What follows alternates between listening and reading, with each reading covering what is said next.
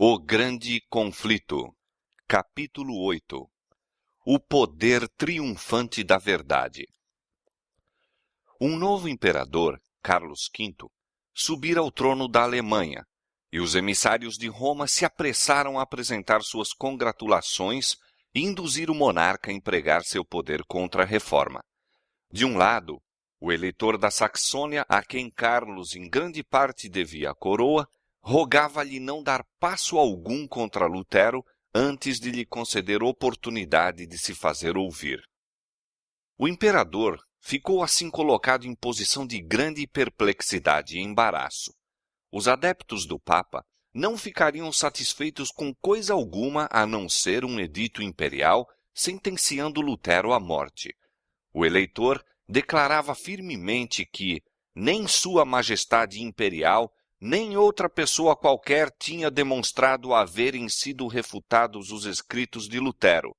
Portanto, pedia que o doutor Lutero fosse provido de salvo-conduto, de maneira que pudesse comparecer perante um tribunal de juízes sábios, piedosos e imparciais. A atenção de todos os partidos dirigia-se agora para a Assembleia dos Estados Alemães, que se reuniu em Worms, logo depois da ascensão de Carlos ao poder imperial.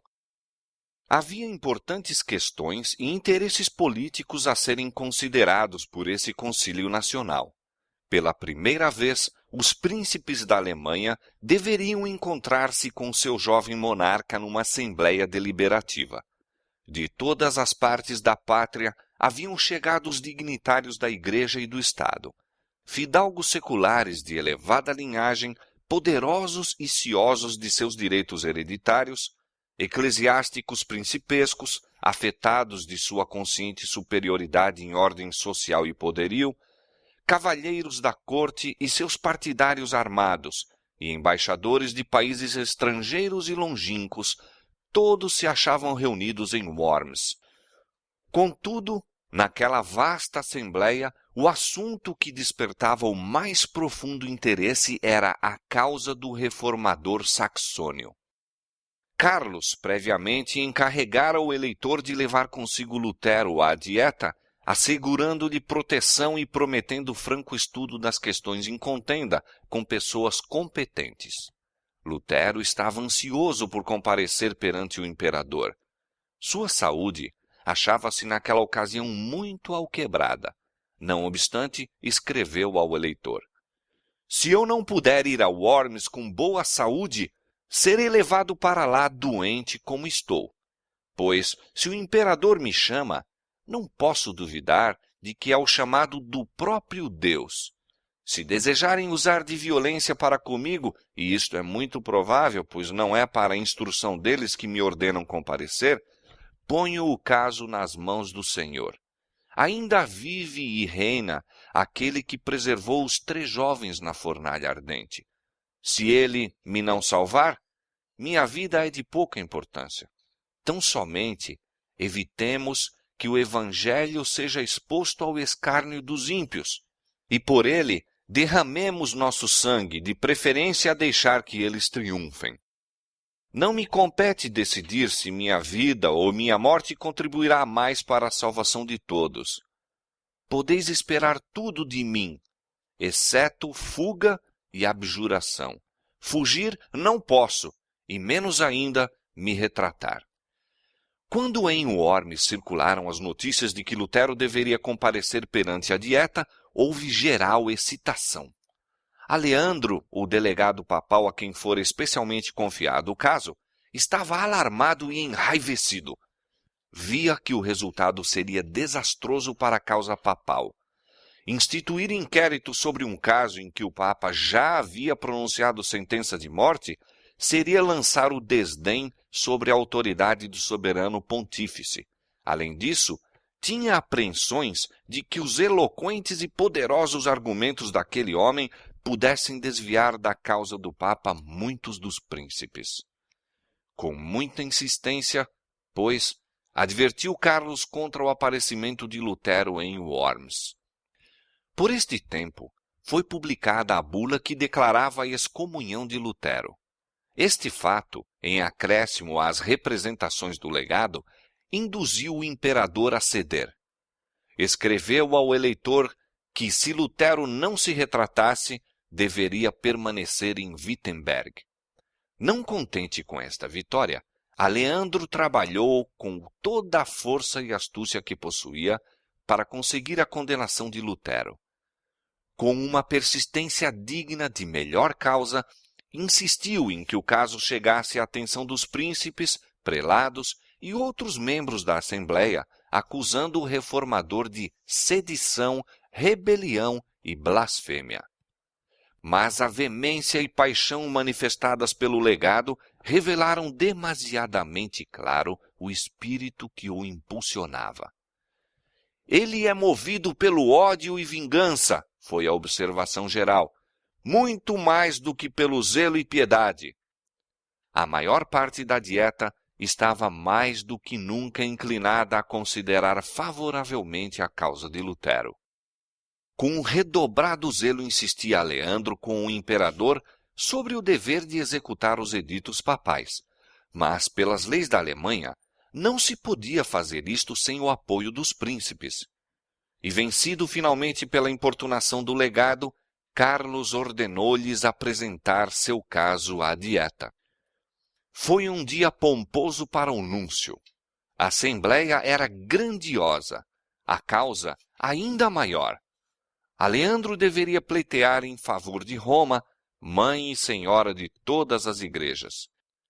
Com todo o prestígio do saber e da eloquência, Aleandro se pôs a derribar a verdade. Acusação sobre acusação lançou ele contra Lutero, como inimigo da Igreja e do Estado, dos vivos e dos mortos, do clero e dos leigos, dos concílios e dos cristãos em geral. Nos erros de Lutero, há o suficiente, declarou ele, para assegurar a queima de 100.000 hereges. Em conclusão, esforçou-se por atirar o desprezo aos adeptos da fé romana. O que são esses luteranos? Uma quadrilha de insolentes pedantes, padres corruptos, devassos monges, advogados ignorantes e nobres degradados, juntamente com o povo comum a que transviaram e perverteram. Quanto lhes é superior o Partido Católico em número, competência e poder. Um decreto unânime desta ilustre Assembleia esclarecerá os simples, advertirá os imprudentes, firmará os versáteis e dará força aos fracos. Com tais armas têm sido, em todos os tempos, atacados os defensores da verdade. Os mesmos argumentos ainda se apresentam contra todos os que ousam mostrar, em oposição a erros estabelecidos, os simples e diretos ensinos da palavra de Deus. Quem são estes pregadores de novas doutrinas? Exclamam os que desejam uma religião popular. São indoutos, pouco numerosos e das classes pobres. Contudo, pretendem ter a verdade e ser o povo escolhido de Deus. São ignorantes e estão enganados. Quão superior em número e influência é a nossa igreja? Quantos grandes e ilustres homens existem entre nós? Quanto mais poder há de nosso lado? Tais são os argumentos que têm influência decisiva sobre o mundo, mas não são mais concludentes hoje do que o foram nos dias do Reformador. A reforma não terminou com Lutero, como muitos supõem. Continuará até o fim da história deste mundo. Lutero teve grande obra a fazer, transmitindo a outros a luz que Deus permitira brilhar sobre ele. Contudo, não recebeu toda a luz que deveria ser dada ao mundo. Desde aquele tempo até hoje, nova luz tem estado continuamente a resplandecer sobre as Escrituras e novas verdades se têm desvendado constantemente. O discurso do legado produziu profunda impressão na dieta. Não havia presente nenhum Lutero com as claras e convincentes verdades da palavra de Deus para superar o defensor papal. Nenhuma tentativa se fez para defender o reformador. Era manifesta a disposição geral de não somente condená-lo e as doutrinas que ele ensinava, mas, sendo possível, desarraigar a heresia. Roma fruíra da mais favorável oportunidade para defender sua causa. Tudo o que ela poderia dizer em sua própria reivindicação fora dito, mas a aparente vitória foi o sinal da derrota. Dali em diante, o contraste entre a verdade e o erro seria visto mais claramente ao entrarem para a luta em campo aberto. Nunca mais, desde aquele dia, Roma se havia de sentir tão segura como estivera. Conquanto a maior parte dos membros da Dieta não tivesse hesitado em entregar Lutero à vingança de Roma, muitos deles viam e deploravam a depravação existente na Igreja, desejosos da supressão dos abusos de que sofria o povo alemão em consequência da corrupção e cobiça da hierarquia. O legado apresentara sob a luz mais favorável o dogma papal. O Senhor, então, constrangeu um membro da Dieta a dar uma descrição verdadeira dos efeitos da tirania papal. Com nobre firmeza, o duque Jorge da Saxônia se levantou naquela assembleia principesca e especificou com terrível precisão os enganos e abominações do papado e seus horrendos resultados. Disse ao concluir: tais são alguns dos abusos que clamam contra Roma. Toda vergonha foi posta à parte, e seu único objetivo é dinheiro, dinheiro, dinheiro. De maneira que os pregadores que deveriam ensinar a verdade, nada proferem senão falsidade, e são não somente tolerados, mas recompensados, porque quanto maiores forem suas mentiras, tanto maior seu ganho. É dessa fonte impura que fluem tais águas contaminadas. A devassidão estende a mão à avareza.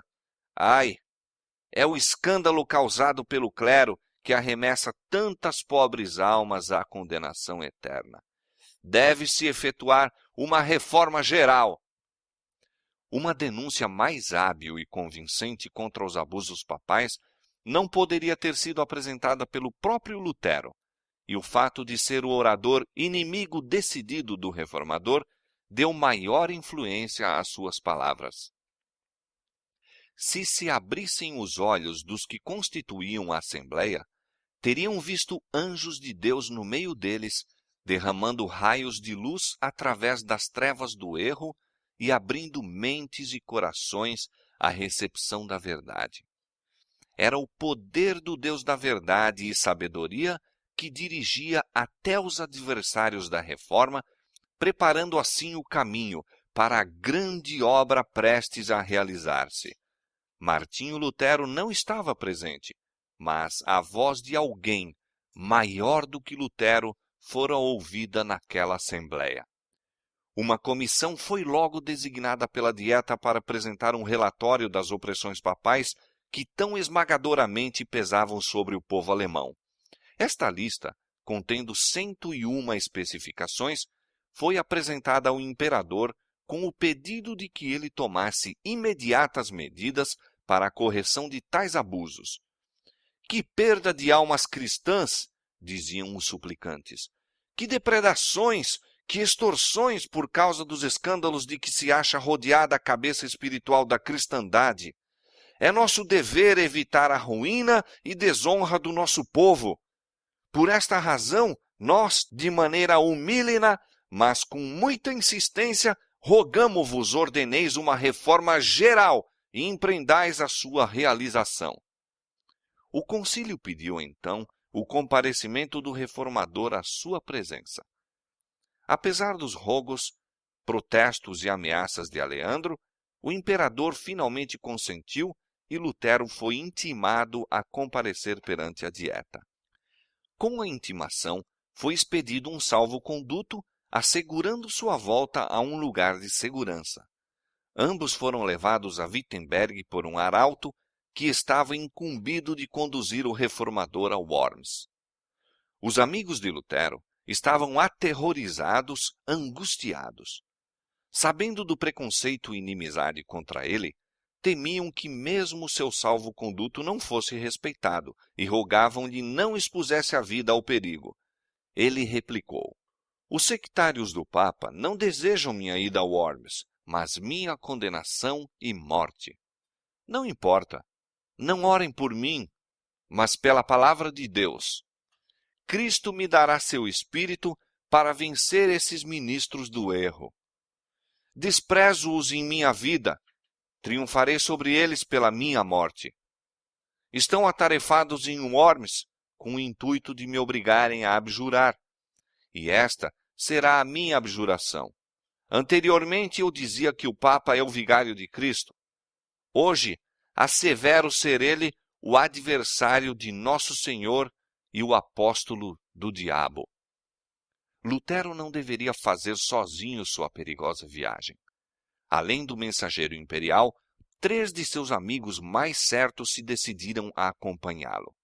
Melanchthon ardorosamente quis unir-se a eles.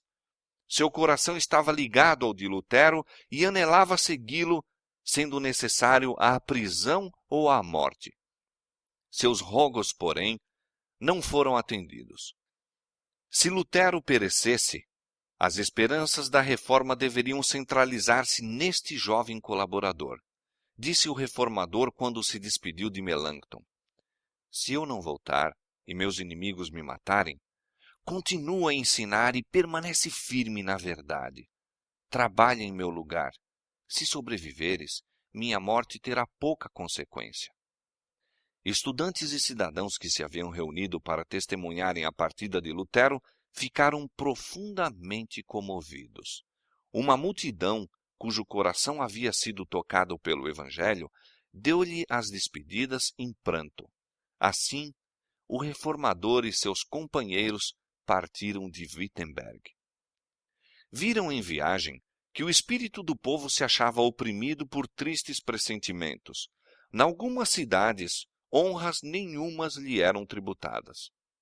Ao pararem para o pouso, um padre amigo exprimiu seus temores, segurando diante de Lutero o retrato de um reformador italiano que sofrera o martírio. No dia seguinte, souberam que os escritos de Lutero haviam sido condenados em Worms. Mensageiros imperiais estavam proclamando o decreto do imperador e apelando ao povo para trazerem aos magistrados as obras proscritas. O arauto, temendo pela segurança de Lutero no concílio e julgando que sua resolução já pudesse estar abalada, perguntou se ele ainda desejava ir avante. Respondeu: posto que interdito, em todas as cidades irei. Em Erfurt, Lutero foi recebido com honras. Cercado de multidões que o admiravam, passou pelas ruas que ele muitas vezes atravessara com a sacola de pedinte. Visitou sua capela no convento e pensou nas lutas pelas quais a luz que agora inundava a Alemanha se derramara em sua alma. Insistiu-se com ele a que pregasse. Isto lhe havia sido vedado, mas o arauto concedeu-lhe permissão e o frade, que fora outrora o serviçal do convento, subiu agora ao púlpito. A uma multidão que ali se reunira, falou ele sobre as palavras de Cristo. Paz seja convosco. Filósofos, doutores e escritores, disse ele, têm se esforçado por ensinar aos homens o meio para se obter a vida eterna e não o têm conseguido. Contar-vos-ei agora. Deus ressuscitou dos mortos um homem, o Senhor Jesus Cristo, para que pudesse destruir a morte, extirpar o pecado e fechar as portas do inferno. Esta é a obra da salvação. Cristo venceu. Estas são as alegres novas, e somos salvos por sua obra e não pela nossa própria. Disse nosso Senhor Jesus Cristo: paz seja convosco. Olhai minhas mãos. Isto quer dizer: olha, ó homem, fui eu só, que tirei teu pecado e te resgatei. E agora tens paz, diz o Senhor. Continuou, mostrando que a verdadeira fé se manifestará por uma vida santa. Visto que Deus nos salvou, ordenemos nossos trabalhos de tal maneira que possam ser aceitáveis perante Ele. És rico? Administra teus bens às necessidades dos pobres. Se teu trabalho é útil apenas para ti, O serviço que pretendes prestar a Deus é uma mentira. O povo ouvia como que extasiado. O pão da vida fora partido àquelas almas famintas. Perante elas, Cristo foi levantado acima dos papas, legados, imperadores e reis. Lutero não fez referência alguma à sua posição perigosa. Não procurou fazer-se objeto dos pensamentos e simpatias. Na contemplação de Cristo, perdera de vista o eu. Escondera-se por trás do homem do Calvário, procurando apenas apresentar a Jesus como o Redentor do pecador. Prosseguindo viagem, o reformador era em toda parte olhado com grande interesse. Uma ávida multidão acotovelava-se em redor dele e vozes amigas advertiam-no dos propósitos dos romanistas. Eles vos queimarão, diziam alguns, e reduzirão vosso corpo a cinzas, como fizeram com João Hus. Lutero respondia: ainda que acendessem por todo o caminho de Worms a Wittenberg uma fogueira cujas chamas atingissem o céu, em nome do Senhor, eu caminharia pelo meio delas, compareceria perante eles, entraria pelas mandíbulas desse hipopótamo e lhe quebraria os dentes, confessando o Senhor Jesus Cristo. A notícia de sua aproximação de Worms estabeleceu grande comoção. Os amigos tremiam de receio pela sua segurança. Os inimigos temiam pelo êxito de sua causa. Fizeram-se acérrimos esforços para dissuadi-lo de entrar na cidade. Por instigação dos adeptos do Papa, insistiu-se com ele para que se retirasse para o castelo de um cavalheiro amigo, onde declarava-se todas as dificuldades poderiam ser amigavelmente resolvidas. Os amigos esforçavam-se por excitar-lhe os temores, descrevendo os perigos que o ameaçavam. Todos os seus esforços falharam. Lutero, ainda inabalável, declarou: mesmo que me houvesse tantos demônios em Worms como telhas nos telhados, eu ali entraria. À sua chegada em Worms, vasta multidão se congregou às portas para lhe dar as boas-vindas. Concorrência tão grande não houve para saudar o próprio imperador. A excitação foi intensa, e do meio da multidão, uma voz penetrante e lamentosa entoava um canto fúnebre, como aviso a Lutero quanto à sorte que o esperava. Deus será a minha defesa, disse ele ao descer da carruagem. Os chefes papais não tinham acreditado que Lutero realmente se aventurasse a aparecer em Worms, e sua chegada encheu-os de consternação. O imperador imediatamente convocou seus conselheiros para considerarem como deveriam agir. Um dos bispos, romanista rígido, declarou: temo-nos consultado durante muito tempo acerca desse assunto. Livre-se, Vossa Majestade Imperial, de uma vez deste homem. Não fez Sigismundo com que João Hus fosse queimado? Não somos obrigados a dar nem a observar o salvo-conduto de um herege. Não, disse o imperador, devemos cumprir nossa promessa. Decidiu-se, portanto, que o reformador fosse ouvido. A cidade toda se achava sôfrega por ver este homem notável e uma multidão de visitantes logo encheu suas estalagens. Lutero havia-se apenas restabelecido de enfermidade recente. Estava cansado da jornada que levara 2 semanas inteiras. Deveria preparar-se para enfrentar os momentosos acontecimentos do dia seguinte e necessitava de sossego e repouso. Tão grande, porém, era o desejo de o ver, que havia ele gozado apenas o descanso de algumas horas, quando ao seu redor se reuniram avidamente nobres, cavalheiros, sacerdotes e cidadãos. Entre estes, se encontravam muitos dos nobres que tão ousadamente haviam pedido ao imperador uma reforma contra os abusos eclesiásticos e que, diz Lutero, se tinham todos libertado por meu evangelho. Inimigos, bem como amigos, foram ver o intrépido monge. Ele, porém, os recebeu com calma inabalável, respondendo a todos com dignidade e sabedoria. Seu porte era firme e corajoso, o rosto pálido e magro, assinalado com traços de trabalhos e enfermidade, apresentava uma expressão amável e mesmo alegre. A solenidade e ardor profundo de suas palavras conferiam-lhe um poder a que mesmo seus inimigos não podiam resistir completamente. Tanto amigos como adversário estavam cheios de admiração. Alguns estavam convictos de que uma influência divina o acompanhava. Outros declaravam, como fizeram os fariseus em relação a Cristo: ele tem demônio. No dia seguinte, Lutero foi chamado para estar presente à dieta. Dignou-se um oficial imperial para conduzi-lo até ao salão de audiência. Foi, contudo, com dificuldade que ele atingiu o local. Todas as ruas estavam cheias de espectadores, ávidos de ver um monge que ousara resistir à autoridade do Papa.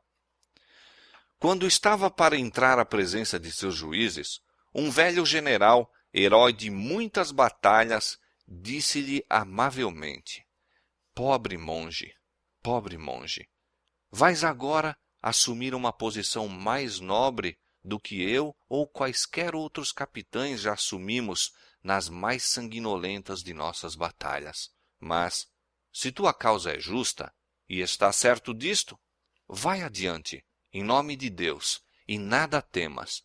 Deus não te abandonará. Finalmente, Lutero se achou perante o concílio. O imperador ocupava o trono. Estava rodeado das mais ilustres personagens do império. Nunca homem algum comparecera à presença de uma assembleia mais importante do que aquela diante da qual Martinho Lutero deveria responder por sua fé. Aquela cena era por si mesma uma assinalada vitória sobre o papado. O Papa condenara o homem e agora estava ele em pé, diante de um tribunal que por esse mesmo ato se colocava acima do Papa. Este o havia posto sob interdito, separando-o de toda a sociedade humana, e, no entanto, era ele chamado em linguagem respeitosa e recebido perante a mais augusta Assembleia do mundo. O Papa condenara-o ao silêncio perpétuo, e agora estava ele prestes a falar perante milhares de ouvintes atentos, reunidos das mais longínquas partes da cristandade. Imensa revolução assim se efetuara por intermédio de Lutero. Roma descia já do trono e era a voz de um monge que determinava esta humilhação. Na presença daquela poderosa assembleia de titulares, o reformador de humilde nascimento parecia intimado e embaraçado. Vários dos príncipes, observando sua emoção, aproximaram-se dele e um lhe segredou: não temais os que matam o corpo, mas não podem matar a alma. Outro disse: quando fordes levados perante os governadores e reis por minha causa, ser-vos-á ministrado pelo Espírito de vosso Pai o que devereis dizer. Assim, as palavras de Cristo foram empregadas pelos grandes homens do mundo para fortalecerem seu servo na hora de prova. Lutero foi conduzido a um lugar bem em frente do trono do imperador. Profundo silêncio caiu sobre a assembleia ali congregada.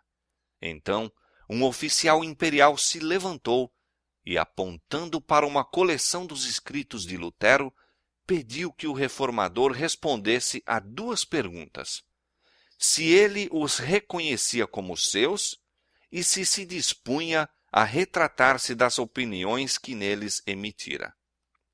Lidos os títulos dos livros, Lutero respondeu quanto à primeira pergunta que reconhecia serem seus os livros. Quanto à segunda, disse ele, visto ser uma questão que respeita a fé e a salvação das almas e que interessa à palavra de Deus, o maior e mais precioso tesouro, quer no céu, quer na terra, eu agiria imprudentemente se respondesse sem reflexão.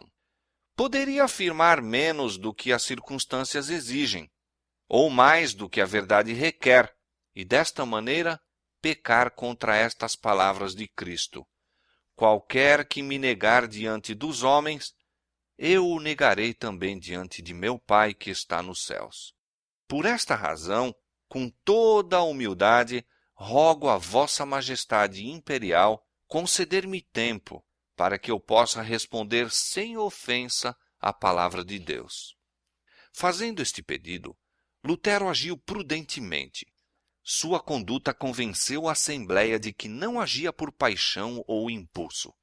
Semelhante calma e domínio próprio, inesperados em quem se mostrara audaz e intransigente, aumentaram-lhe o poder, habilitando-o mais tarde a responder com uma prudência, decisão, sabedoria e dignidade que surpreendiam e decepcionavam seus adversários, repreendendo-lhes a insolência e orgulho. No dia seguinte, deveria ele comparecer para dar sua resposta final. Durante algum tempo, seu coração se abateu ao contemplar as forças que estavam combinadas contra a verdade. Vacilou-lhe a fé. Temor e tremor lhe sobrevieram e oprimiu-o o terror. Multiplicavam-se diante dele os perigos. Seus inimigos pareciam a ponto de triunfar e os poderes das trevas de prevalecer. Nuvens juntavam-se em redor dele e pareciam separá-lo de Deus. Ansiava pela certeza de que o Senhor dos Exércitos estaria com ele. Em angústia de espírito, lançou-se com o rosto em terra, derramando estes clamores entrecortados, lancinantes, que ninguém, senão Deus, pôde compreender perfeitamente. Ó Deus, todo-poderoso e eterno, implorava ele, quão terrível é este mundo! Eis que ele abre a boca para engolir-me e tenho tão pouca confiança em ti. Se é unicamente na força deste mundo que eu devo pôr minha confiança, tudo está acabado. É vinda a minha última hora, minha condenação foi pronunciada. Ó Deus, ajuda-me contra toda a sabedoria do mundo. Faze isto, tu somente, pois esta não é minha obra, mas tua. Nada tenho a fazer por minha pessoa e devo tratar com estes grandes do mundo, mas a causa é tua. E é uma causa justa e eterna. Ó Senhor, auxilia-me. Deus fiel e imutável, em homem algum ponho minha confiança. Tudo que é do homem é incerto. Tudo que do homem vem, falha. Escolheste-me para esta obra. Sê ao meu lado por amor de teu bem-amado Jesus Cristo, que é a minha defesa, meu escudo e torre forte. Uma providência onisciente havia permitido a Lutero compreender o perigo para que não confiasse em sua própria força, arrojando-se presunçosamente ao perigo. Não era, contudo, o temor do sofrimento pessoal, o terror da tortura ou da morte que parecia iminente, o que o oprimia com seus horrores. Ele chegara à crise e sentia sua insuficiência para enfrentá-la. Pela sua fraqueza, a causa da verdade poderia sofrer dano. Não para sua própria segurança, mas para a vitória do Evangelho lutava ele com Deus. Como a de Israel, naquela luta noturna, ao lado do solitário riacho, foi a angústia e conflito de sua alma. Como Israel, prevaleceu com Deus. Em seu completo desamparo, sua fé se firmou em Cristo, o poderoso libertador. Ele se fortaleceu com a certeza de que não compareceria sozinho perante o concílio. A paz voltou à alma e ele se regozijou de que lhe fosse permitido exaltar a palavra de Deus perante os governadores da nação. Com o espírito repousado em Deus, Lutero preparou-se para a luta que diante dele estava. Meditou sobre o plano de sua resposta, examinou passagens de seus próprios escritos e tirou das Sagradas Escrituras provas convenientes para sustentar sua atitude. Então, pondo a mão esquerda sobre o volume sagrado que estava aberto diante dele, levantou a destra para o céu e fez um voto de permanecer fiel ao Evangelho e confessar francamente sua fé, mesmo que tivesse de selar com o sangue seu testemunho. Ao ser de novo introduzido à presença da dieta, seu rosto não apresentava traços de receio ou embaraço. Calmo e cheio de paz, ainda que extraordinariamente valoroso e nobre, manteve-se como testemunha de Deus entre os grandes da terra. O oficial imperial pediu então sua decisão sobre se desejava retratar-se de suas doutrinas. Lutero respondeu em tom submisso e humilde, sem violência nem paixão. Suas maneiras eram tímidas e respeitosas. Manifestou, contudo, confiança e alegria que surpreenderam a Assembleia. Sereníssimo imperador, ilustres príncipes, graciosos fidalgos, disse Lutero, compareço neste dia perante vós, em conformidade com a ordem a mim dada ontem, e pela mercê de Deus, conjuro vossa majestade e vossa augusta alteza a escutar, com graça, a defesa de uma causa que, estou certo, é justa e verdadeira. Se por ignorância eu transgredir os usos e etiquetas das cortes, rogo-vos perdoar-me, pois não fui criado nos palácios dos reis, mas na reclusão de um convento. Então, referindo-se à pergunta, declarou que suas obras publicadas não eram todas do mesmo caráter. Em algumas havia tratado da fé e das boas obras, e mesmo seus inimigos as declaravam não somente inofensivas, mas proveitosas. Abjurá-las seria condenar verdades que todos os partidos professavam.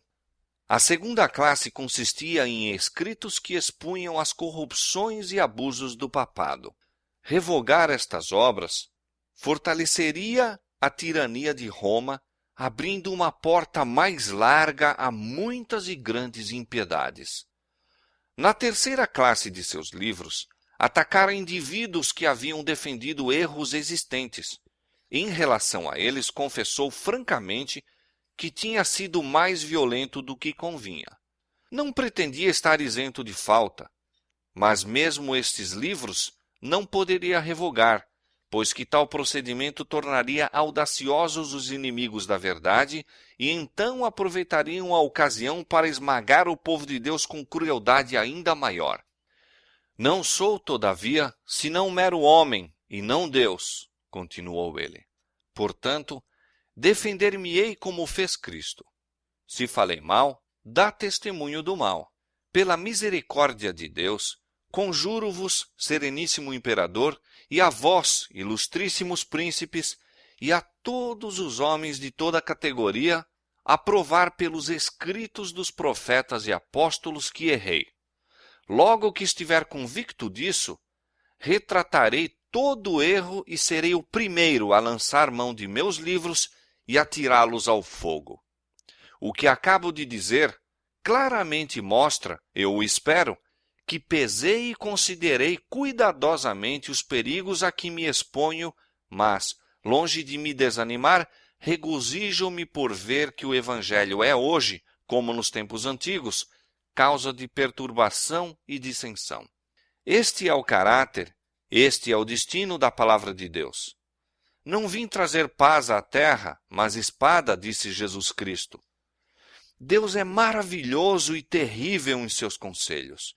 Acautelai-vos para que não aconteça que, supondo apagar dissensões, persigais a santa palavra de Deus e arrosteis sobre vós mesmos um pavoroso dilúvio de perigos insuperáveis, de desastres presentes e desolação eterna. Poderia citar muitos exemplos dos oráculos de Deus.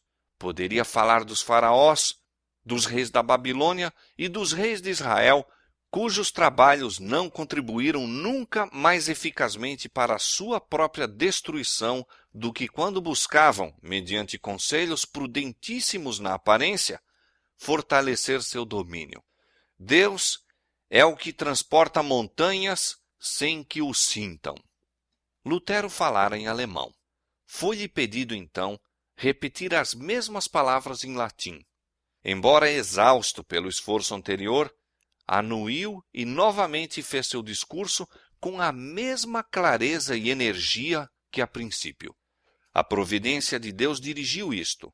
O espírito de muitos dos príncipes estava tão obliterado pelo erro e superstição que, à primeira vez, não viram a força do raciocínio de Lutero, mas a repetição habilitou-os a perceber claramente os pontos apresentados. Os que obstinadamente fechavam os olhos à luz e se decidiram não convencer-se das verdades, ficaram enraivecidos com o poder das palavras de Lutero. Quando cessou de falar, o anunciador da dieta disse irado: "Não respondeste à pergunta feita. Exige-se que dês resposta clara e precisa. Retratar-te-ás ou não?"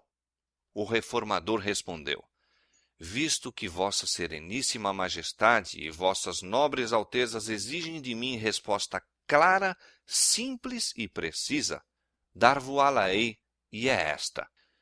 Não posso submeter minha fé, quer ao Papa, quer aos concílios, porque é claro como o dia que eles têm frequentemente errado e se contradito um ao outro. Portanto, a menos que eu seja convencido pelo testemunho das Escrituras ou pelo mais claro raciocínio, a menos que eu seja persuadido por meio das palavras que citei, a menos que assim submetam minha consciência pela palavra de Deus, não posso retratar-me e não me retratarei, pois é perigoso a um cristão falar contra a consciência. Aqui permaneço, não posso fazer outra coisa. Deus queira ajudar-me. Amém." Assim se manteve este homem justo sobre o firme fundamento da palavra de Deus. A luz do céu iluminava-lhe o semblante. Sua grandeza e pureza de caráter, sua paz e alegria de coração eram manifestas a todos ao testificar ele contra o poder do erro e testemunhar a superioridade da fé que vence o mundo. A assembleia toda ficou por algum tempo muda de espanto. Em sua primeira resposta, Lutero falara em tom baixo e em atitude respeitosa, quase submissa. Os romanistas haviam interpretado isto como um sinal de que lhe estivesse começando a faltar o ânimo. Consideraram o pedido de delonga simples prelúdio de sua retratação.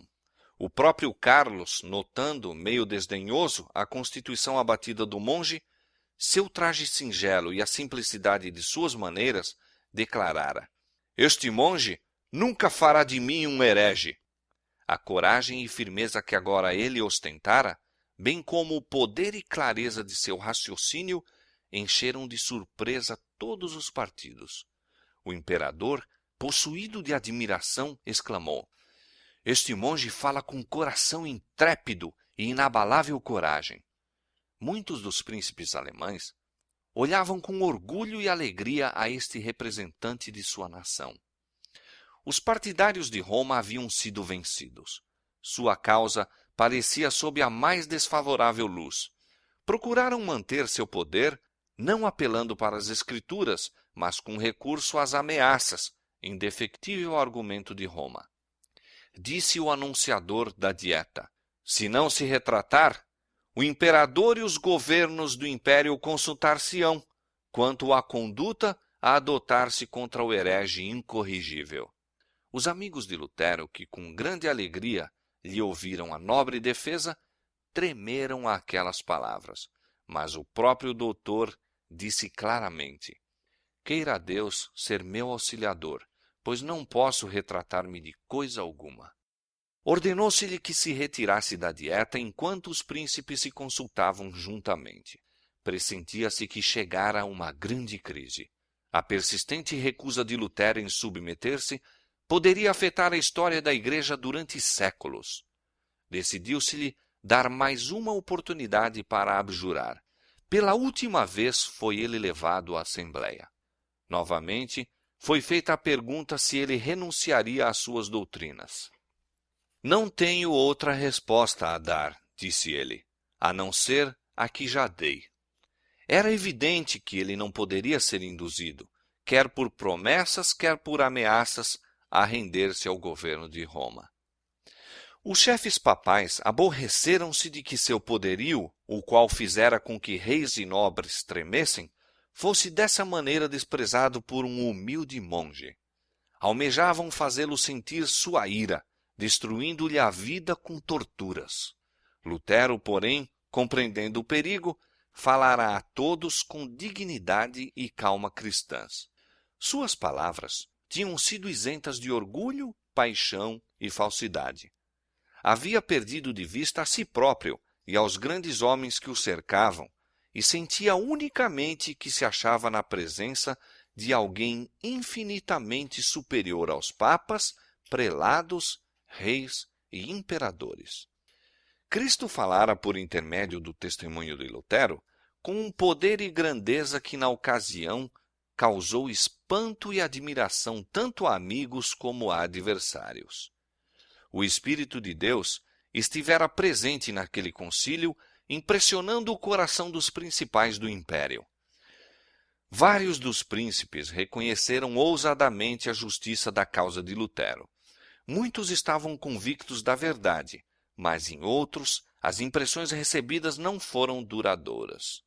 Houve outra classe que no momento não exprimiu suas convicções, mas que, tendo pesquisado as Escrituras por si mesmos, tornaram-se, em ocasião posterior, destemidos sustentáculos da Reforma. O eleitor Frederico aguardara ansiosamente o comparecimento de Lutero perante a Dieta e, com profunda emoção, ouviu seu discurso. Com alegria e orgulho, testemunhou a coragem, firmeza e domínio próprio do doutor e decidiu-se a permanecer mais firmemente em sua defesa. Ele contrastava as facções em contenda e via que a sabedoria dos papas, reis e prelados fora pelo poder da verdade reduzida a nada. O papado sofrera uma derrota que seria sentida entre todas as nações em todos os tempos. Quando o legado percebeu o efeito produzido pelo discurso de Lutero, como nunca dantes, temeu pela segurança do poderio romano e resolveu empregar todos os meios a seu alcance para levar a termo a derrota do reformador. Com toda a eloquência e perícia diplomática, pelas quais tanto se distinguia, apresentou ao jovem imperador a loucura e perigo de sacrificar pela causa de um monge desprezível a amizade e apoio da poderosa sede Roma. Suas palavras não foram destituídas de efeito. No dia que se seguiu à resposta de Lutero, Carlos fez com que fosse apresentada uma mensagem à Dieta, anunciando sua resolução de prosseguir com a política de seus predecessores, mantendo e protegendo a religião católica. Visto que Lutero se recusara a renunciar a seus erros, seriam empregadas as mais rigorosas medidas contra ele e contra as heresias que ensinava. Um simples monge, transviado por sua loucura, levantou-se contra a fé da cristandade. Para deter tal impiedade, sacrificarei meus reinos, meus tesouros, meus amigos, meu corpo, meu sangue, minha alma e minha vida. Estou para despedir o agostiniano Lutero, proibindo-lhe causar a menor desordem entre o povo.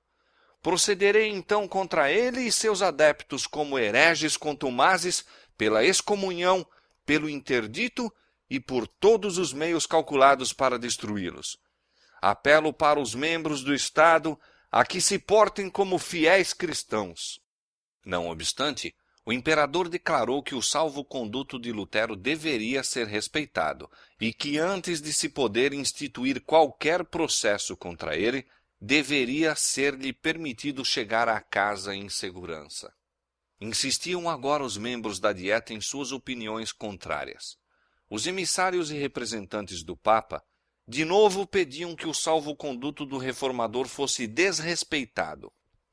O Reno, diziam eles, deveria receber suas cinzas como recebeu as de João Rus há um século.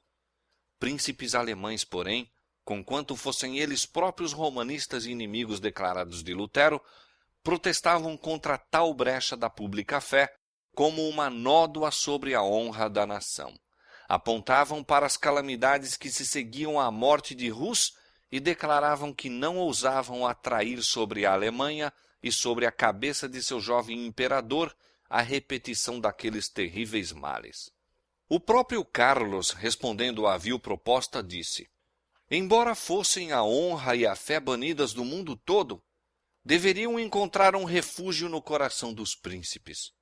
Houve ainda insistência por parte dos mais encarniçados inimigos papais de Lutero, a fim de tratar o reformador como Sigismundo fizera com Hus, abandonando-o à mercê da igreja, mas lembrando-se da cena em que Hus, em assembleia pública, apontara as suas cadeias e lembrara ao monarca a sua fé empenhada, Carlos V declarou: eu não gostaria de corar como Sigismundo. Não obstante, Carlos havia deliberadamente rejeitado as verdades apresentadas por Lutero. Estou firmemente resolvido a imitar o exemplo de meus maiores, escreveu o monarca. Decidira não sair da senda do costume, mesmo para andar nos caminhos da verdade e justiça. Porque seus pais o fizeram, ele apoiaria o papado, com toda a sua crueldade e corrupção. Assim, assumiu sua posição, recusando-se a aceitar qualquer luz em acréscimo a que seus pais haviam recebido ou cumprir qualquer dever que eles não cumpriram. Muitos hoje se apegam de modo idêntico aos costumes e tradições de seus pais. Quando o Senhor lhes envia mais luz, recusam-se a aceitá-la porque, não havendo ela sido concedida a seus pais, não foi por estes acolhida. Não estamos colocados onde nossos pais se achavam. Consequentemente, nossos deveres e responsabilidades não são os mesmos. Não seremos aprovados por Deus olhando para o exemplo de nossos pais, a fim de determinar nosso dever, em vez de pesquisar por nós mesmos a palavra da verdade. Nossa responsabilidade é maior do que foi a de nossos antepassados. Somos responsáveis pela luz que receberam e que nos foi entregue como herança. Somos também responsáveis pela luz adicional que hoje, da palavra de Deus, está a brilhar sobre nós. Disse Cristo acerca dos judeus incrédulos: se eu não viera, nem lhes houvera falado, não teriam pecado, mas agora não têm culpa do seu pecado. O mesmo poder divino falara por intermédio de Lutero ao imperador e príncipes da Alemanha. E ao resplandecer a luz da palavra de Deus, seu espírito contendeu pela última vez com muitos naquela assembleia. Como Pilatos, século antes, permitira que o orgulho e a popularidade fechassem seu coração contra o Redentor do mundo, como o timorato Félix ordenou ao mensageiro da verdade: por agora vai-te, e em tendo oportunidade te chamarei. Como o orgulhoso Agripa confessou: por pouco me queres persuadir que me faça cristão, e no entanto se desviou da mensagem enviada pelo céu, assim, Carlos V, cedendo às sugestões do orgulho e política mundanos, decidiu-se a rejeitar a luz da verdade. Circularam amplamente rumores dos planos feitos contra Lutero, causando por toda a cidade grande excitação. O reformador conquistara muitos amigos que, conhecendo a traiçoeira crueldade de Roma para com todos os que ousavam expor suas corrupções, resolveram que ele não fosse sacrificado. Centenas de nobres se comprometeram a protegê-lo. Não poucos denunciaram abertamente a mensagem real como evidência de tímida submissão ao poder de Roma. Às portas das casas e em lugares públicos foram afixados cartazes, alguns condenando e outros apoiando Lutero. Num deles estavam meramente escritas as significativas palavras do sábio: ai de ti, ó terra, cujo rei é criança. Eclesiastes 10:16. O entusiasmo popular em favor de Lutero por toda a Alemanha convenceu tanto o imperador como a Dieta de que qualquer injustiça a ele manifesta faria perigar a paz do império e mesmo a estabilidade do trono. Frederico da Saxônia manteve uma estudada reserva, escondendo cuidadosamente seus verdadeiros sentimentos para com o reformador, ao passo que o guardava com incansável vigilância, observando todos os seus movimentos e todos os de seus inimigos. Mas, Muitos havia que não faziam tentativa para ocultar sua simpatia por Lutero. Ele era visitado por príncipes, condes, barões e outras pessoas de distinção, tanto leigas como eclesiásticas. A salinha do doutor, escreveu Spalatin, não podia conter todos os visitantes que se apresentavam. O povo contemplava-o como se fosse mais do que humano. Mesmo os que não tinham fé em suas doutrinas não podiam deixar de admirar aquela altiva integridade que o levou a afrontar a morte, de preferência a violar a consciência. Fizeram-se ardentes esforços a fim de obter o consentimento de Lutero para uma transigência com Roma. Nobres e príncipes lembraram-lhe que, se permitisse colocar seu próprio juízo contra o da Igreja e dos concílios, seria logo banido do império e não teria então defesa. A este apelo, Lutero respondeu: o Evangelho de Cristo não pode ser pregado sem dano. Por que, pois, deveria o temor ou a apreensão do perigo separar-me do Senhor e da divina palavra, que unicamente é a verdade? Não, entregaria antes meu corpo, meu sangue e minha vida. De novo insistiu-se com ele para que se submetesse ao juízo do imperador, e então nada precisaria temer. Consinto, disse ele em resposta, de todo o meu coração, em que o imperador, os príncipes e mesmo o mais obscuro cristão examinem e julguem os meus livros, mas sob uma condição: que tomem a palavra de Deus como norma. Os homens nada têm a fazer senão obedecer-lhe. Não façais violência à minha consciência, que está ligada e encadeada às Escrituras Sagradas. A um outro apelo, disse ele: consinto em renunciar ao salvo-conduto. Coloco minha pessoa e minha vida nas mãos do imperador, mas a palavra de Deus, nunca. Declarou estar disposto a submeter-se à decisão de um concílio geral, mas unicamente sob a condição de que se exigisse do concílio decidir de acordo com as Escrituras. No tocante à palavra de Deus e à fé, acrescentou ele, todo cristão é juiz tão bom como pode ser o próprio Papa, embora apoiado por 1 milhão de concílios. Tanto amigos como adversários finalmente se convenceram de que baldados seriam quaisquer esforços de reconciliação. Houvesse o reformador cedido num único ponto, e Satanás e suas hostes teriam ganho a vitória. Mas sua persistente firmeza foi o meio para a emancipação da Igreja e o início de uma era nova e melhor. A influência deste único homem, que ousou pensar e agir por si mesmo em assuntos religiosos, deveria afetar a Igreja e o mundo, não somente em seu próprio tempo, mas em todas as gerações futuras. Sua firmeza e fidelidade fortaleceriam até o final do tempo a todos os que passassem por experiência semelhante. O poder e majestade de Deus se mantiveram acima do conselho dos homens, acima da potente força de Satanás. Por autorização do imperador, foi Lutero logo ordenado a voltar para casa e sabia que este aviso seria imediatamente seguido de sua condenação. Nuvens ameaçadoras pairavam sobre seu caminho, mas partindo de Worms, seu coração se encheu de alegria e louvor. O próprio diabo, disse ele, guardou a fortaleza do Papa, mas Cristo fez nela uma larga brecha e Satanás foi constrangido a confessar que o Senhor é mais poderoso do que ele.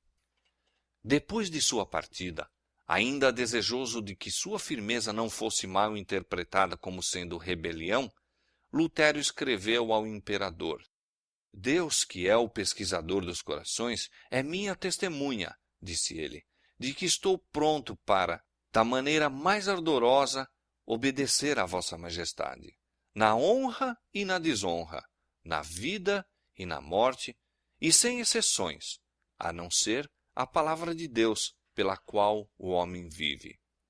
Em todas as preocupações da presente vida, minha fidelidade será inabalável, pois perder ou ganhar neste mundo é de nenhuma consequência para a salvação.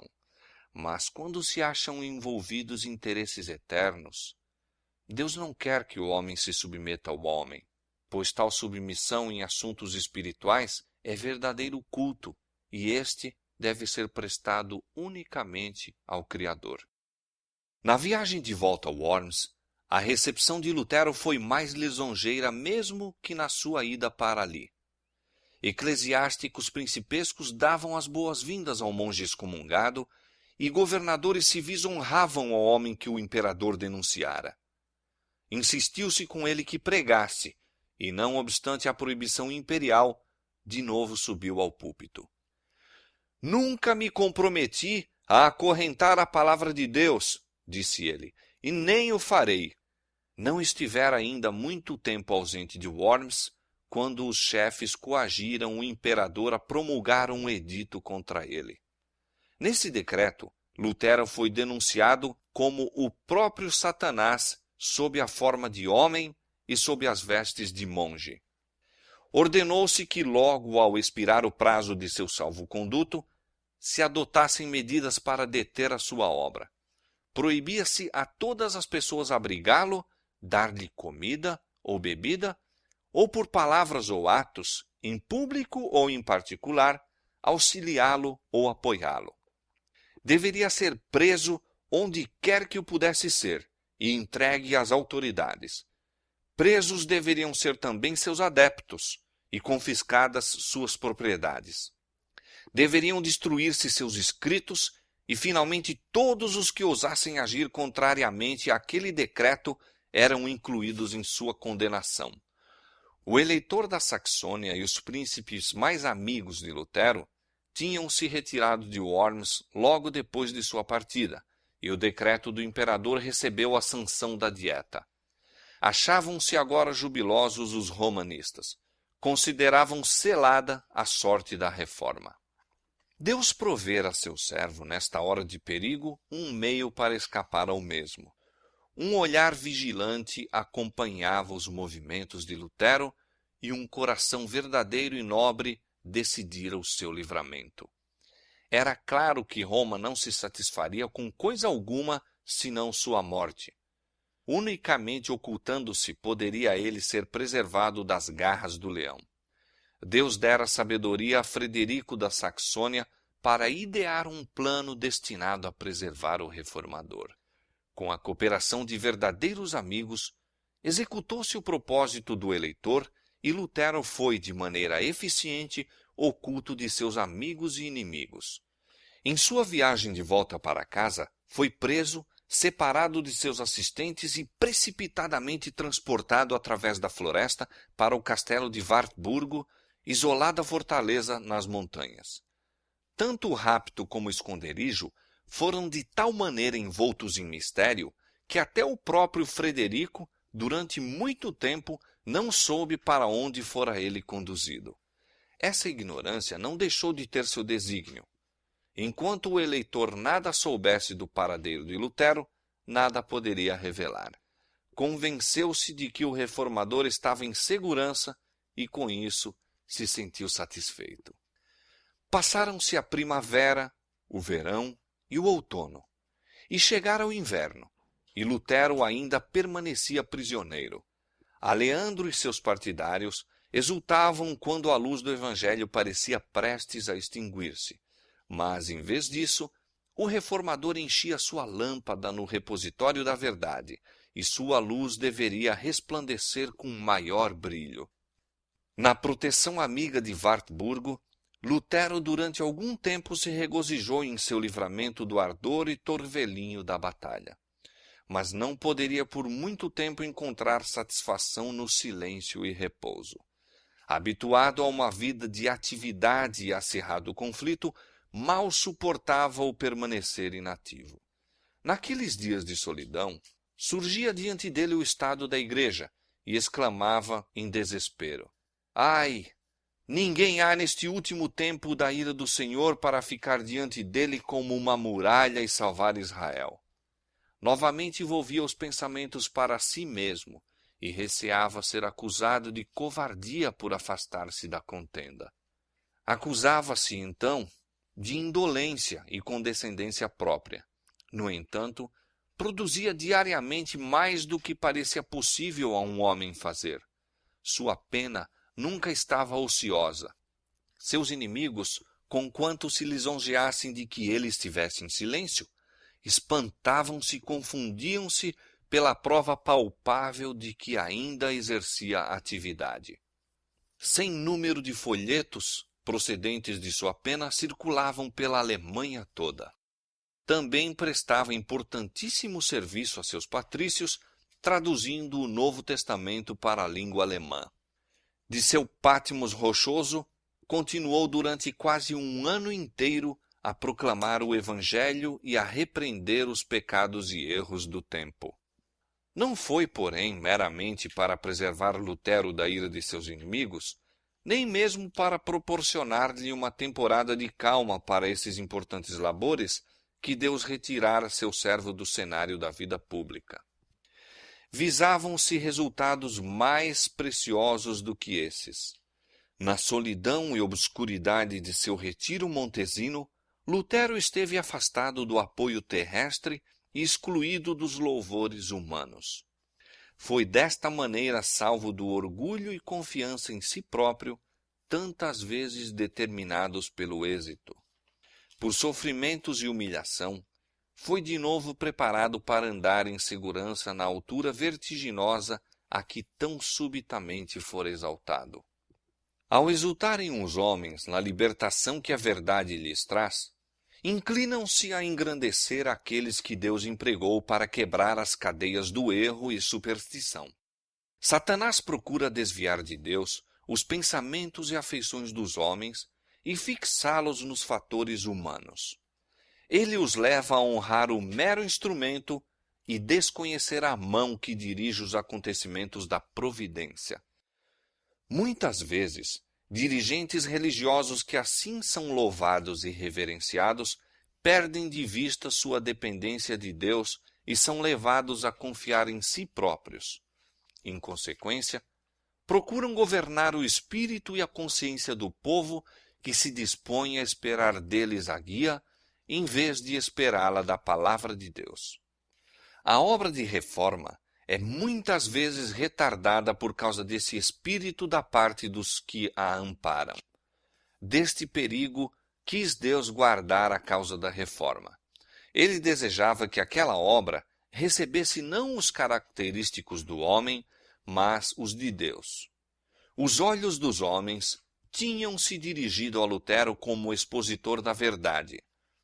Ele foi removido para que todos os olhares pudessem dirigir-se ao sempiterno autor da verdade.